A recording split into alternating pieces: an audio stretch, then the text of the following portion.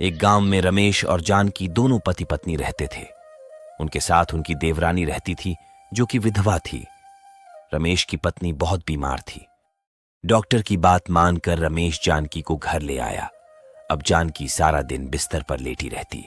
उसकी आंखें खुली रहती, पर वो किसी से कुछ नहीं बोल पाती। फिक्र मत करो, जानकी देखना सब ठीक हो जाएगा।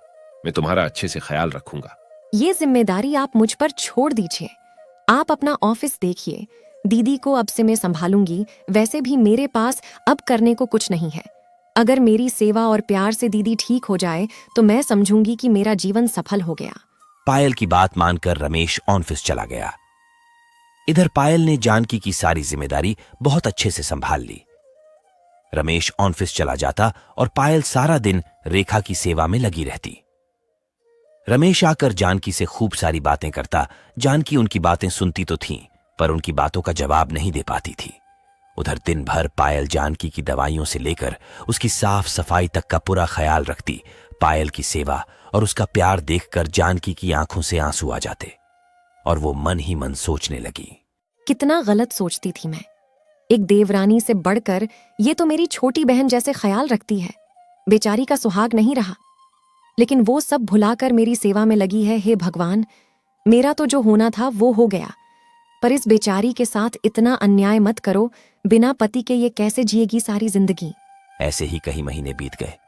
पायल की जी जान लगाने पर भी जानकी की तबीयत में कोई सुधार नहीं था। फिर एक दिन रमेश ने पायल से कहा, पायल, मुझे काम के सिलसिले में 1 हफ्ते के लिए बाहर जाना पड़ेगा। तो आप फिक्र मत कीजिए, मैं सब कुछ संभाल लूंगी। रमेश के जाने के बाद पायल हर वक्त जानकी के साथ ही रहती और रात को भी उसी के बगल में सो जाती।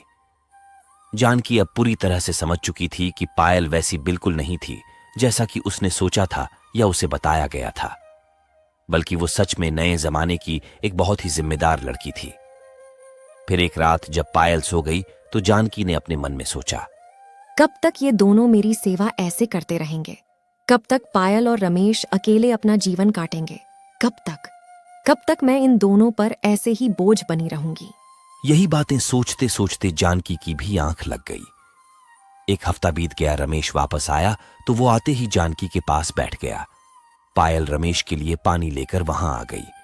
तभी अचानक जानकी के हाथ में हलचल हुई। ये देखकर रमेश और पायल बहुत ही खुश हो गए।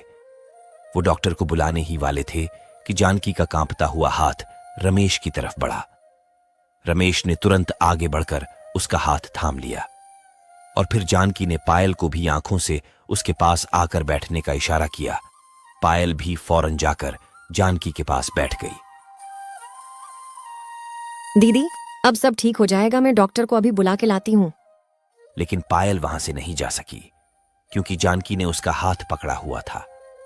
फिर जानकी ने गहरी सांस ली और रमेश और पायल का हाथ एक दूसरे के हाथ में रख दिया। उसकी आंखों में आंसू और होंठों पर एक हल्की सी मुस्कान थी। वो क्या कहना चाहती थी रमेश और पायल अच्छे से समझ चुके थे। तब पायल ने उससे कहा, आप ये सब मत सोचिए दीदी, देखना आप जल्दी ठीक हो जाएंगी। ये कहते हुए पायल जानकी के काफी नजदीक आ गई थी तो जानकी ने पायल के सर पर हाथ रखा। फिर वो हमेशा के लिए सो गई। फिर कुछ साल बाद, पायल, कहां हो तुम? आई जी, लीजिए ये रहा आपका नाश्ता। हाँ ठीक है, और मेरी गुड़िया कहां है? वो अभी भी सो रही है। रात भर यही रट लगाती रही कि मम्मी प्लीज एक कहानी और सुनाओ। पायल की बात सुनकर रमेश मुस्कुराया और फिर दोनों अपनी बेटी के कमरे में गए। अरे देखो तो जरा, मेरी जानकी अभी तक सो रही है। अब पापा आ गए, अब तो मेरी जानकी को उठना पड़ेगा ना।